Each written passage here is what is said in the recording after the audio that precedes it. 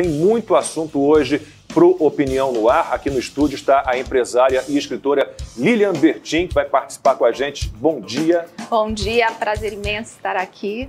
Gostaria de ter a opinião da senhora, então, sobre como é que é o caminho da retomada do crescimento. A senhora que é uma empresária que atua em vários setores, o Paulo Guedes sempre fala sobre isso, corte de gastos, reformas estruturais ou estruturantes, né, e o capital privado.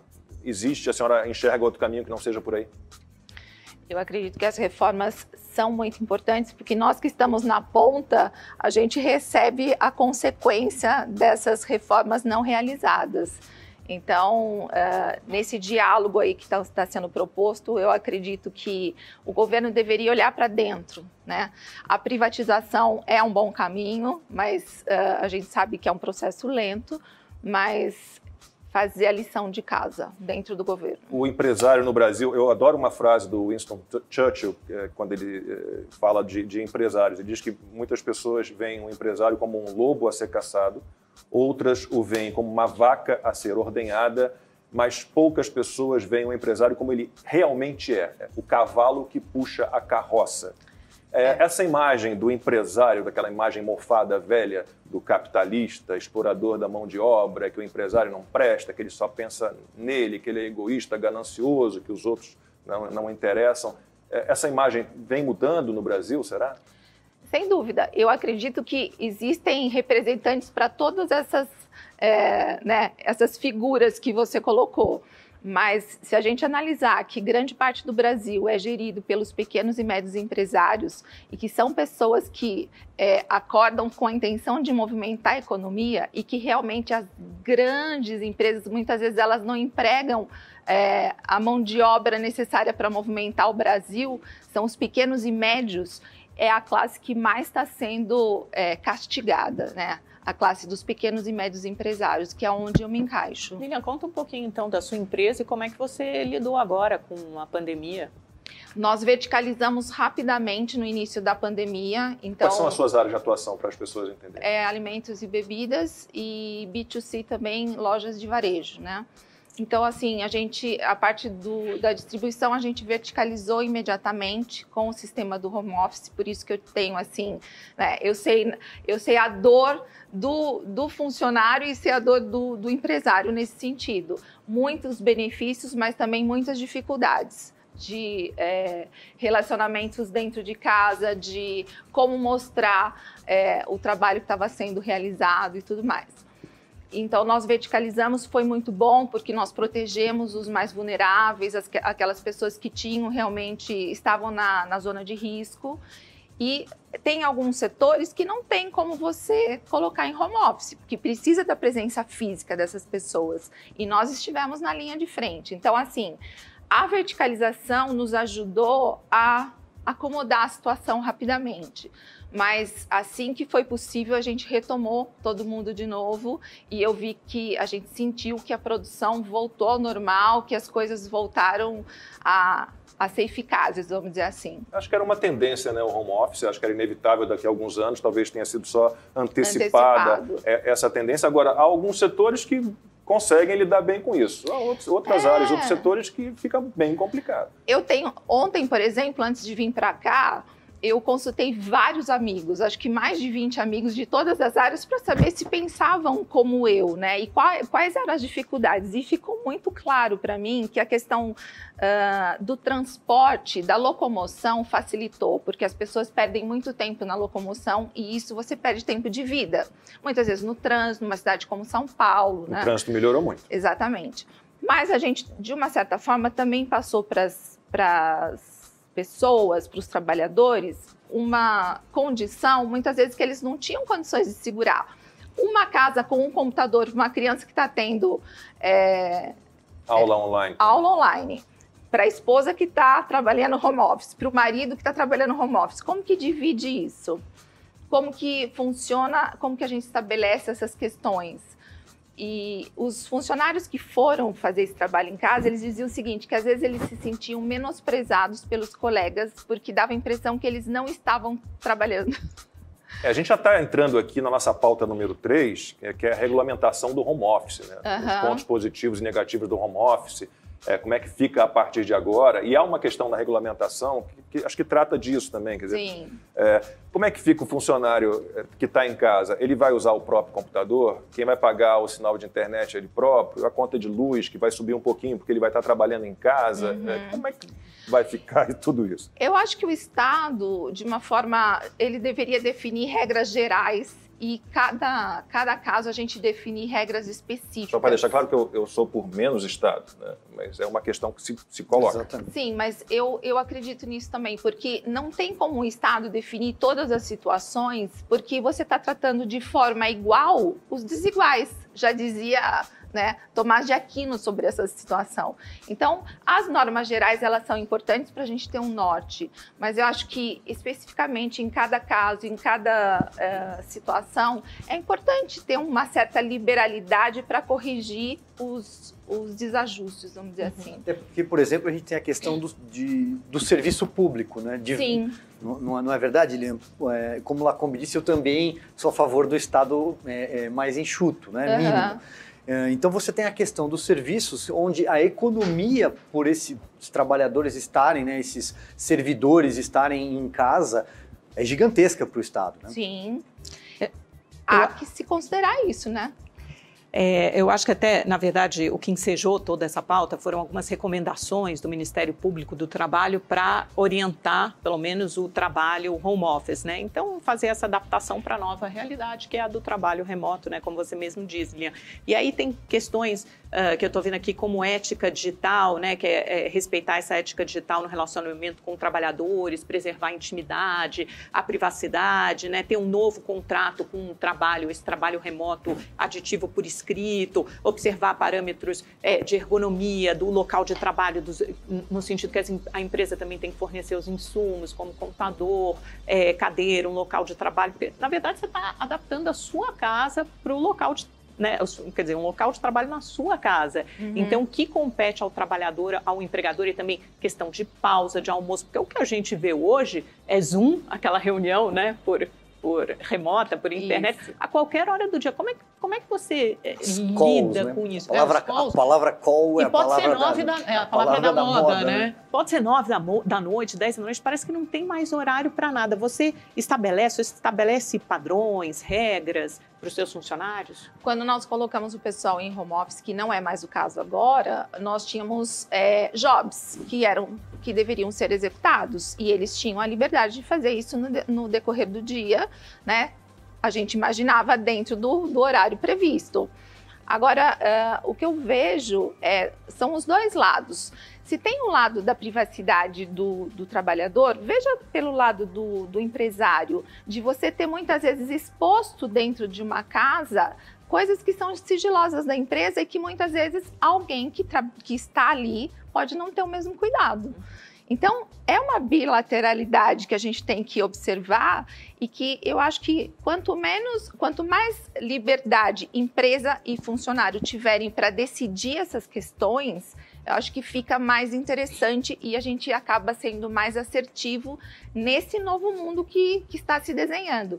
Então, para atividades intelectuais que já estavam acostumados com esse padrão, eu vejo advogados que já utilizavam isso. Quando eu estive lá no Vale do Silício, em São Francisco, muita gente trabalha home office, né? O pessoal lá das grandes empresas, eles têm essa liberdade, eles precisam entregar a tarefa e eles fazem o próprio roteiro, vamos dizer assim.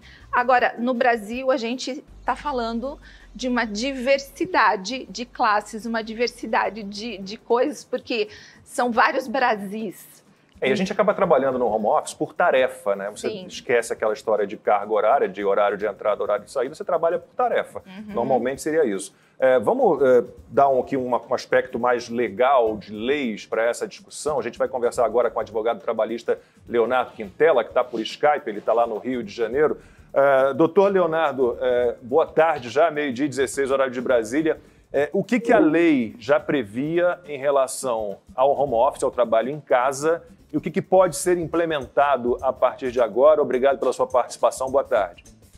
Boa tarde, Lacombe. Obrigado aí pelo convite. Obrigado a todos do Opinião no Ar pelo convite, pela produção.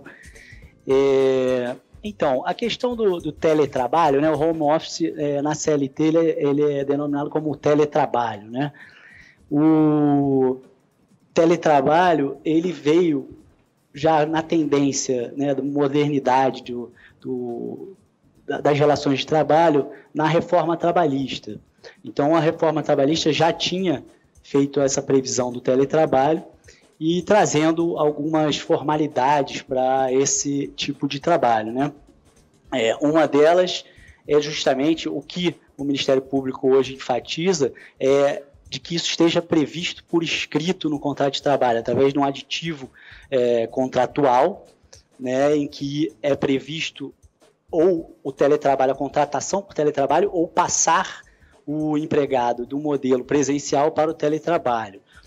Com a pandemia, né, isso praticamente foi maximizado, quase 90% das empresas teve que colocar o pessoal em home office, né, no teletrabalho, e aquela MP 927, ela trouxe, então, algumas flexibilizações dentro da CLT, porque a CLT tinha alguns prazos a serem cumpridos para transformar o serviço presencial em teletrabalho.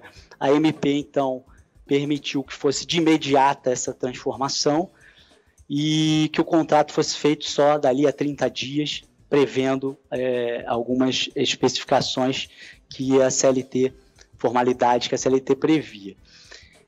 Com relação a essa nota técnica do Ministério Público do Trabalho,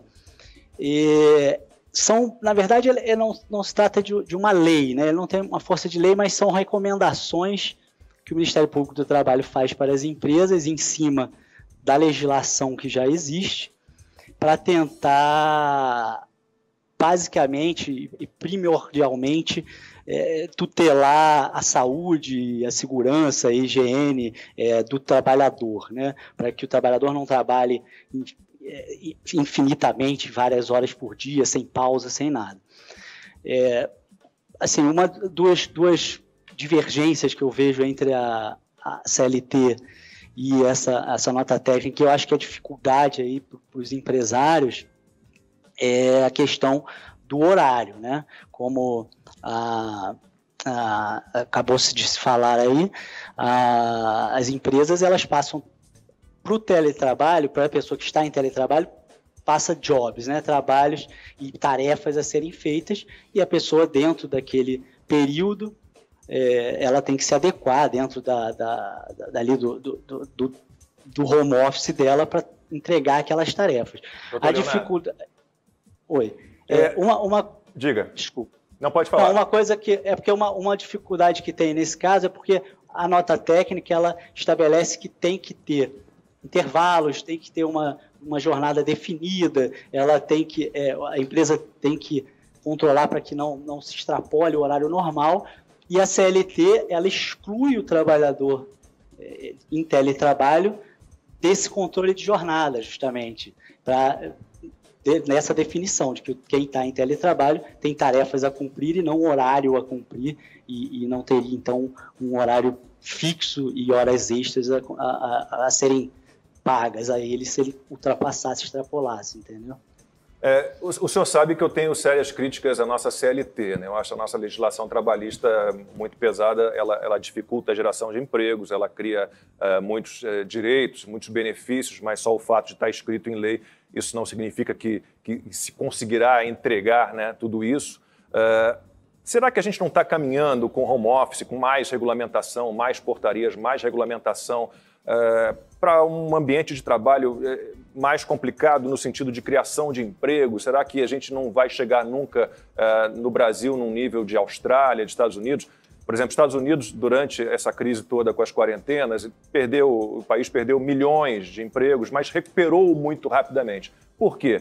Porque lá é fácil contratar, é fácil demitir. E aqui há muita burocracia, há muita lei, né? A Lília vai poder falar um pouquinho mais sobre isso, como é difícil para um empresário. A gente estava conversando antes do programa, ela dizia como tem dificuldades para empreender, para expandir os seus negócios, como é complicado contratar, porque um funcionário custa muito para o empresário.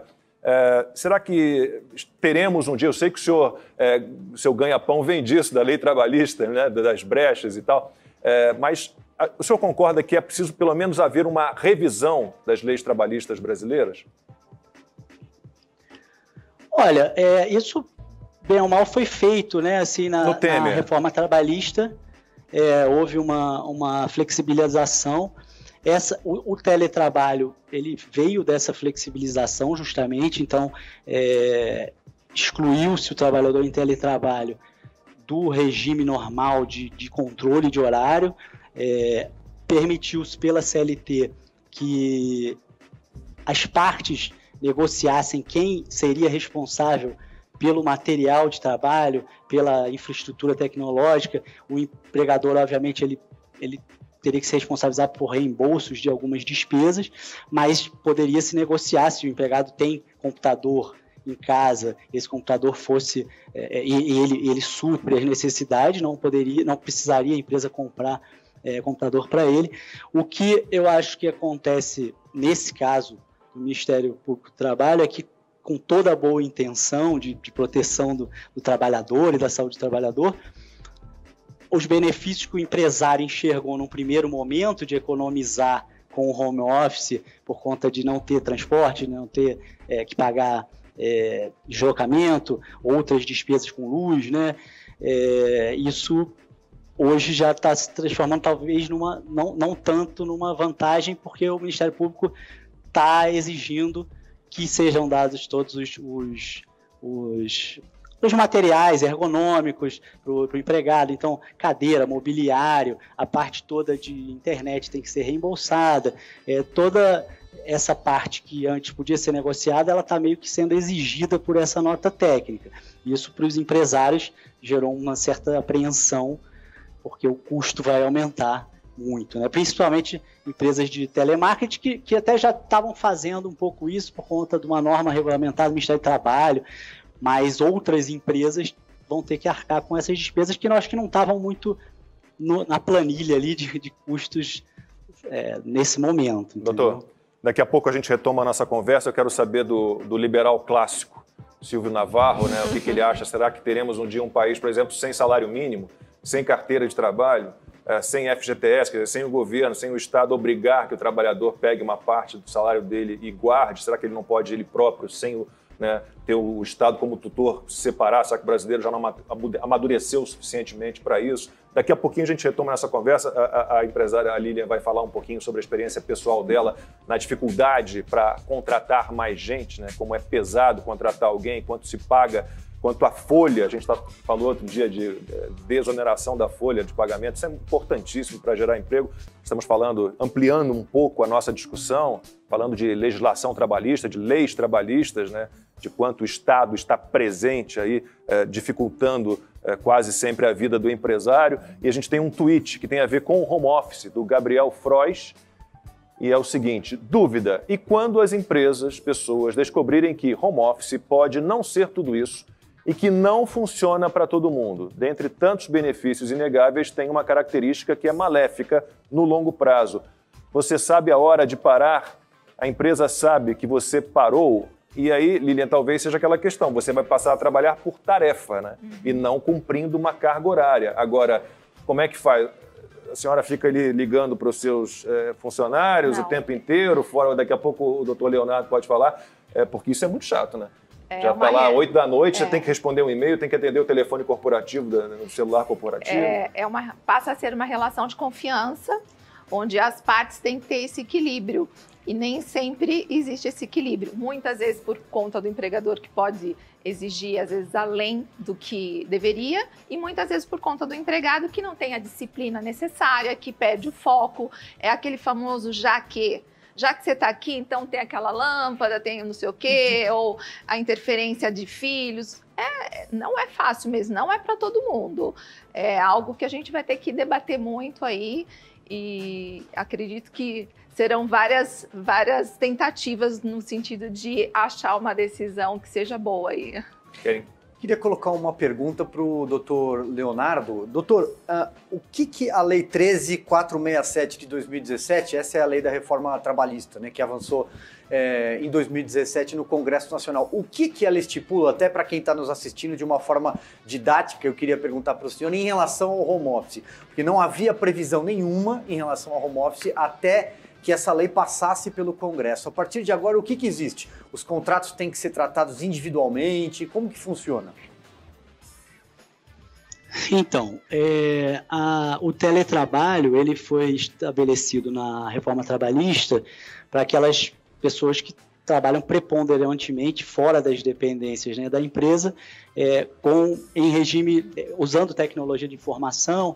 É o home office mesmo, hoje que a gente conhece, né? Porque há uma diferenciação entre o teletrabalho e o trabalhador externo, que seria aquele vendedor externo que fica na rua o dia inteiro vendendo, né? Isso é um exemplo de externo. Uma das questões é que deve constar no contrato individual de trabalho essa condição, isso porque uma das questões que a CLT, a reforma, previu foi que esse trabalhador em teletrabalho está fora do regime de controle de horas da empresa, então ele faz o horário dele, ele tem independência e autonomia para fazer o horário dele, então ele não tem que ter um limitador de horário, nem controle de horário, isso é uma coisa importante, e eu acho que é isso que o Ministério Público do Trabalho está tentando evitar, que hoje com essa maximização, controle do trabalho, mesmo quem está em home office, ele ficou muito ostensivo, né? Outra questão é que para fazer a migração de quem é trabalho presencial para teletrabalho, você tem que ter uma adaptação de 15 dias, avisar com 15 dias de antecedência e então esse trabalhador poderia passar esse novo regime. Pode ser feito por mútuo acordo, que aí você não teria então esses 15 dias mínimos de aviso de antecedência, né? Outra coisa é que o empregador tem que instruir o empregado sobre as normas de higiene, segurança, ergonomia no trabalho, isso tem que ter um tipo de treinamento, uma cartilha para isso está previsto na CLT também. E a responsabilidade por aquisição, manutenção dos equipamentos, isso pode ser no contrato acordado, quem vai adquirir, quem vai manter, se a empresa vai reembolsar e o que a empresa vai reembolsar em relação a esse trabalho e esse equipamento. Isso é o artigo 75 de A a E, a CLT prevê isso, em resumo é isso.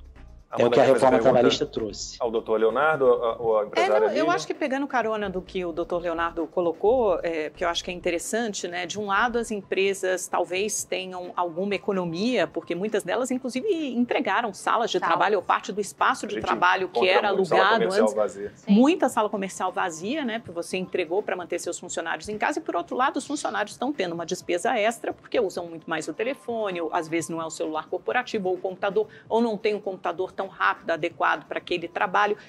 Você organizou, você contou que agora seus funcionários já voltaram. Que tipo de acordo você estabeleceu com seus trabalhadores em casa? Na época, nós mandamos os computadores para casa de cada um, né? Então, a gente mandou todos os computadores, porque tem programas próprios que eles não teriam como ser instalados dentro dos computadores das residenciais. Então, a gente mandou e cada um trabalhou usando a sua internet e foi um acordo feito com todos. Mas conta de telefone ou de Wi-Fi? Porque todos tinham celular, né, com WhatsApp, que não gera custo, ou seja, ligações que não oneram, né? Então, o WhatsApp nessa hora funciona muito bem. E eu acredito que a questão do computador foi o resolvido. E para que a gente preservasse empregos também, porque todo mundo foi pego de surpresa, ninguém sabia o que fazia.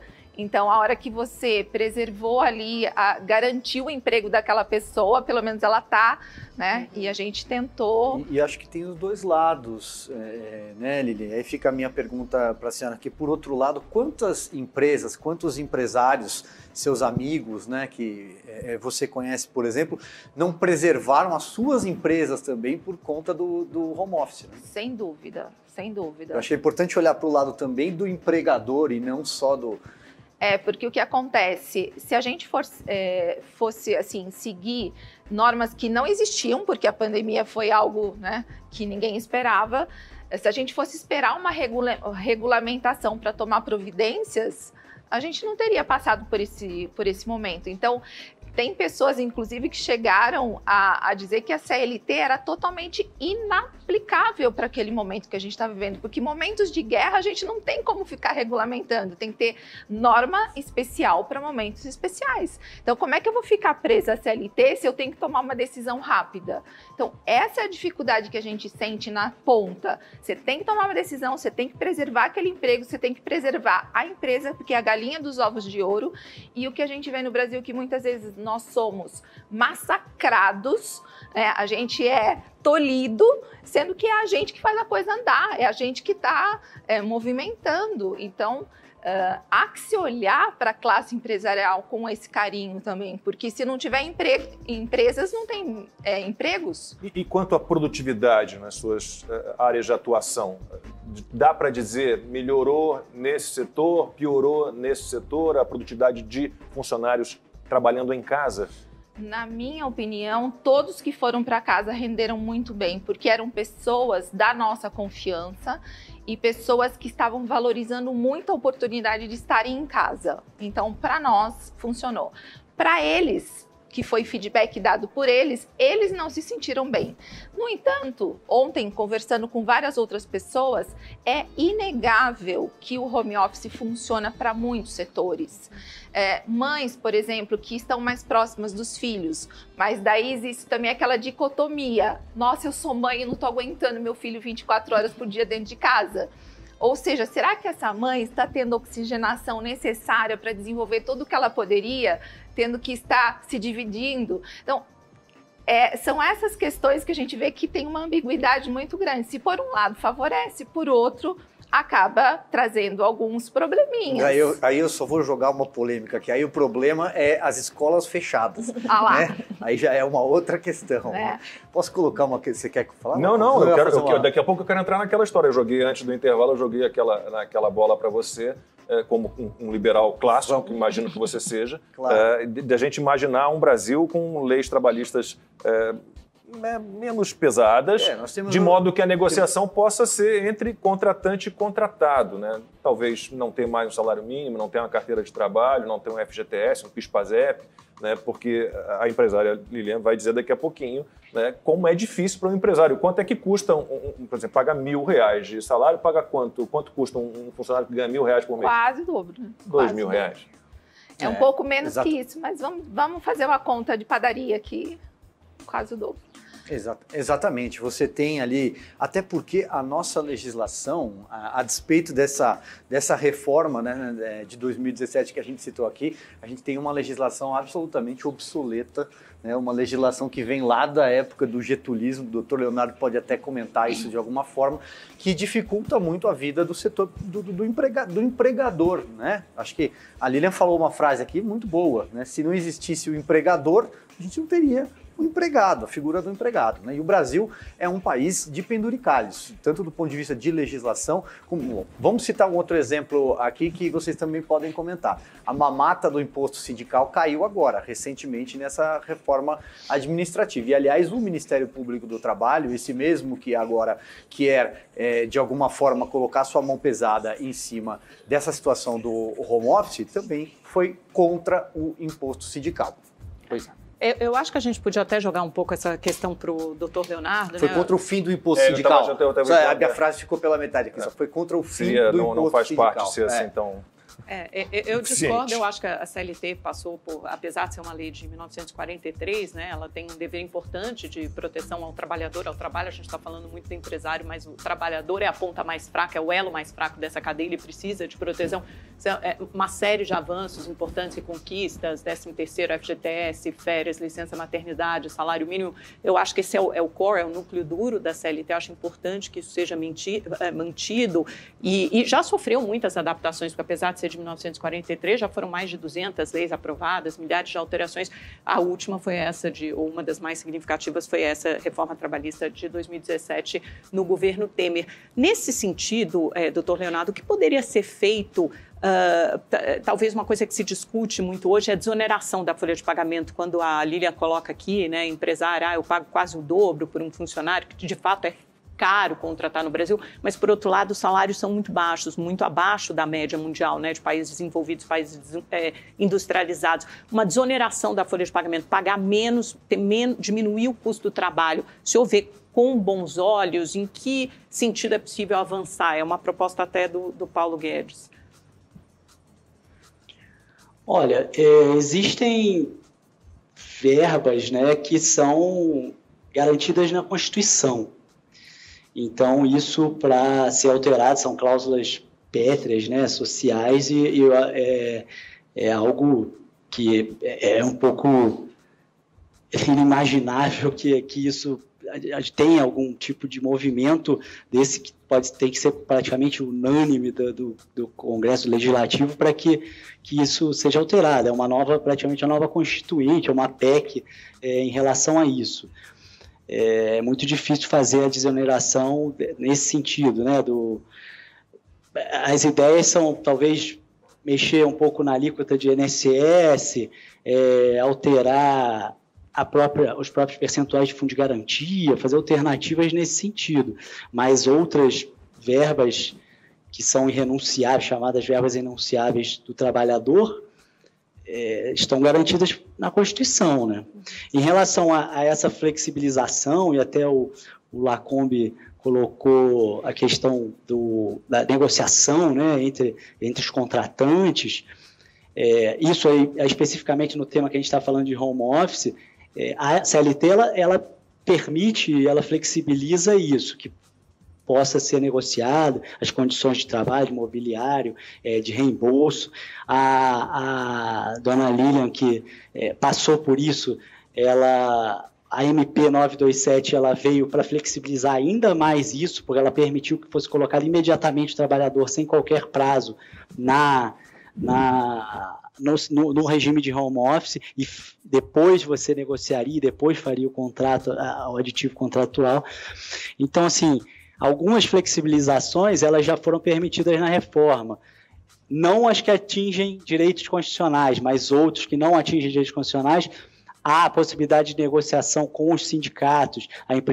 As empresas maiores elas fazem acordos coletivos diretamente com o sindicato. Isso é uma grande flexibilização, porque com os sindicatos muitas vezes você consegue negociar benefícios tanto para o empregado quanto para o empregador, né? O empregador tem uma condição específica ali que ele quer negociar, e isso tem surtido melhores efeitos e tem dado uma flexibilizada. Agora, uma flexibilizada radical de desoneração da folha, com a Constituição prevendo todos os direitos irrenunciáveis, fundo de garantia, 13º, férias e vários outros, horas extras, mínimo de 8 horas de trabalho, eu realmente não vejo como fazer isso a não ser em redução de alíquotas ou redução de imposto de INSS, dessa forma, entendeu? Bom, daqui a pouco a gente fala disso. Eu tenho uma opinião um pouco mais radical. Conversei ontem com o Dr. Leonardo por telefone, deixei claro para ele qual era a minha opinião. É uma opinião mais ligada ao mundo liberal. E a empresária Lilian Bertin quer fazer um comentário em cima do que o Leonardo Quintela, o advogado, falou agora há pouco. O doutor Leonardo falou sobre as cláusulas pétreas que realmente precisaria de uma nova constituinte para mudar. Mas o que eu digo é o seguinte, com relação ao ônus do empregador, é que a gente não só paga as questões tributárias que são obrigatórias e que todo empregado deve receber, mas a gente é onerado 2 vezes, porque você tem que pagar INSS, mas você tem que gerar um convênio médico, porque o seu funcionário ele não consegue ser atendido pelo INSS. Você tem que pagar fundo de garantia, mas você tem que... 2 vezes a gente paga para o governo e a gente paga as questões privadas para dar um mínimo de condições dos funcionários, dos empregados terem algumas, né, vamos dizer, condições mínimas de saúde, de segurança, enfim. Então, o que eu digo é o seguinte, que essa flexibilização, ela tem que acontecer, tem que se olhar para isso com mais carinho e desonerar no sentido de aquilo que já está sendo pago, se eu estou favorecendo o meu funcionário dando um plano de saúde, o quanto isso pode ser abatido, de repente, do imposto que eu já estou pagando. Do INSS. Porque senão eu estou pagando 2 vezes a mesma coisa. Tudo aquilo que a gente paga não está voltando para o funcionário e nem volta para o empregador. Doutor Leonardo. Sem dúvida. Eu acho que assim, a Folha, isso é uma reclamação, né? Quanto mais de todos os empregadores, né? Que a Folha é muito onerosa, ela...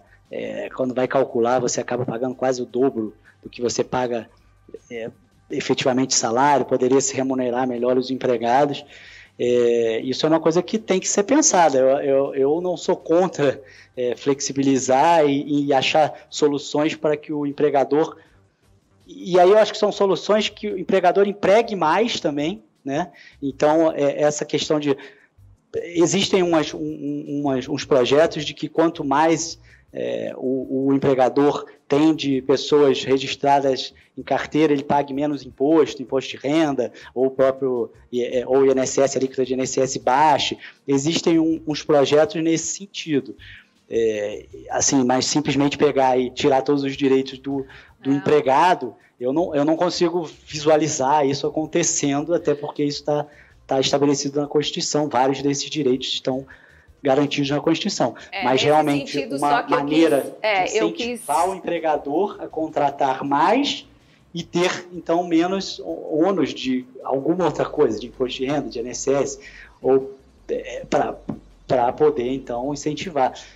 Eu acho que uma das medidas, não sei se eu posso só me estender um pouquinho aqui, em relação ao Ministério Público do Trabalho, essa questão que a gente está falando do home office, o que eu acho que tem que tomar um pouco de cuidado é justamente isso, que às vezes no afã de tentar defender esses direitos de saúde, higiene, segurança, ou até das horas, né, não permitir que o trabalho em home office ultrapasse horas ou que seja feito por tarefas, ele pode gerar não uma proteção ao trabalhador, mas sim, às vezes, um desemprego, porque às vezes o empresário não vai conseguir manter aquilo da forma que eles recomendam ou que querem, e aí você, então, em vez de manter aquela pessoa com saúde e higiene, você vai manter ela desempregada, vai mandar ela embora. Então, essas reformas são sempre complexas, assim, porque tem que avaliar o efeito que ela vai ter prático e efetivo, tanto para a empresa quanto para os trabalhadores, né? Isso. Lília Bertin, concorda? Concordo plenamente, porque tem direitos que são inegociáveis realmente. Eu já trabalhei como CLT, comecei a trabalhar aos 14 anos da minha vida, então eu sei o que é ser funcionário, eu sei o que é ter seus direitos garantidos, principalmente no Brasil, onde o direito do trabalho, com todo respeito ao meu colega Dr. Leonardo, já houve um comércio sobre o direito de trabalho, né? E aqueles funcionários que, às vezes, realmente eles são negligenciados, são os que menos recorrem à Justiça do Trabalho, né? Agora, graças a Deus, com essa reforma trabalhista, isso minimizou muito, isso melhorou muito. O número de processo diminuiu muito. Sim, porque estava virando um comércio isso, e não podia continuar desse jeito. Então, eu sou a favor desses direitos, sim, mas também sou a favor de que seja revisado essa questão vamos dizer, é uma bitributação. Acaba sendo. Né? Acaba sendo. Não é, mas acaba sendo. Nesse sentido que eu quis me manifestar. Doutor Leonardo Quintela, advogado da área trabalhista, muitíssimo obrigado pela sua participação. Contamos com o senhor mais vezes aqui no Opinião no Ar. Até uma próxima. Obrigado a todos. Sempre que precisarem, estou à disposição. Valeu, muito obrigado. Boa tarde. Valeu, obrigado, boa tarde. Estamos chegando já ao fim do Opinião no Ar, então falamos um pouquinho aqui sobre home office, regulamentação desse trabalho, e aí enveredamos por legislação trabalhista, e eu tenho uma opinião realmente mais radical. No fim, as nossas discussões aqui, elas giram sempre em torno do tamanho do Estado, né? Tem um viés de pensamento que defende mais Estado, né? Um Estado tutor, né? Pai de todos. Silvio e eu estamos mais num time que defende menos Estado, né? Eu acho que esse papo assim, de que se a gente não tivesse todos os benefícios, 13º, férias, adicional de férias e FGTS, né? Os empresários não repassariam esse valor que eles deixariam de pagar ali obrigatoriamente para os salários dos seus funcionários. Bom, a gente tem exemplos no mundo de países que funcionam assim, com uma negociação mais livre entre empregadores e empregados, e a coisa funciona, e funciona bem, né? Então, eu rechaço um pouco essa imagem antiga, mofada, do empresário explorador da classe trabalhadora, da mão de obra. Eu consigo vislumbrar isso. Eu ainda vejo isso, por exemplo, na China a gente ainda tem, né? Capitalismo selvagem, né? A pirataria, espionagem industrial, exploração da mão de obra, agressão ao meio ambiente. A gente teve, de certa forma, na época do PT, que o Silvio é um grande crítico, talvez ainda críticas mais pesadas, ainda usa expressões mais pesadas do que as minhas, mas porque o capitalismo ele pressupõe regras claras para que a concorrência seja leal. Então, tudo bem, não dá para a gente mudar a Constituição de uma hora para outra, mas eu gostaria de ver o país num caminho mais liberal. O Brasil nunca foi verdadeiramente um país liberal, ou estou enganado? Bom, tem uma agenda muito mais liberal hoje. Eu só temo, Lacombe, porque se a gente for botar em pé de igualdade, comparar com os Estados Unidos e a Alemanha, a gente tem que lembrar que o salário mínimo, por exemplo, dos Estados Unidos, Alemanha, em todos esses países envolvidos e industrializados, é muito maior do que no Brasil. Por isso eles também têm mais flexibilização e não têm essa proteção. Essas proteções, FGTS, férias, são uma forma de indiretamente aumentar um pouco o salário do trabalhador. Eu acho que, quer dizer, são cláusulas pétreas da Constituição, várias flexibilizações e avanços foram feitos nesse sentido. Acho que são regras muito importantes, e aí não se trata de Estado mais liberal ou menos liberal, é a nossa Constituição cultural, econômica, foi como o nosso país foi construído. Às vezes é difícil você fazer uma comparação automática com os Estados Unidos e a Alemanha. Lá o salário mínimo é de $1.000, aqui o salário mínimo, hoje, se a gente for analisar, são $200, né? Então, assim, é uma massa salarial muito baixa. Você citou outro dia os países nórdicos, né? Eles não têm salário mínimo. Simplesmente não tem. Assim, o FGTS, na verdade, ele não é um aumento do salário, né? Ele é uma perda de salário, mas é uma poupança que o funcionário, o empregado, é obrigado a fazer. Será que ele não teria responsabilidade, né, para pegar ele próprio esse dinheiro? E o FGTS não rende muito. Você botar em outro investimento, não sei. Discussão para outro dia. Sim. A gente pode discutir isso, estamos chegando já ao fim. Lília Bertin, vamos nesse caminho liberal, será? A gente vai conseguir que o empresário seja visto como esse cavalo que puxa a carroça um dia? Vamos caminhar para isso, mas eu sou do meio termo. Eu acho que nada radical vai funcionar, porque pode funcionar para uma parte, pode não funcionar para outra parte. Então, quanto mais debates nós tivermos sobre o assunto e quanto mais flexibilizações forem feitas, eu acredito que a gente vai caminhando gradativamente para esse melhor dos mundos que você propôs aí. Muitíssimo obrigado pela sua participação. Até a próxima. Amanda Klein, Silvio Navarro, obrigado pela sua audiência. A gente volta amanhã às 11h45. Até lá.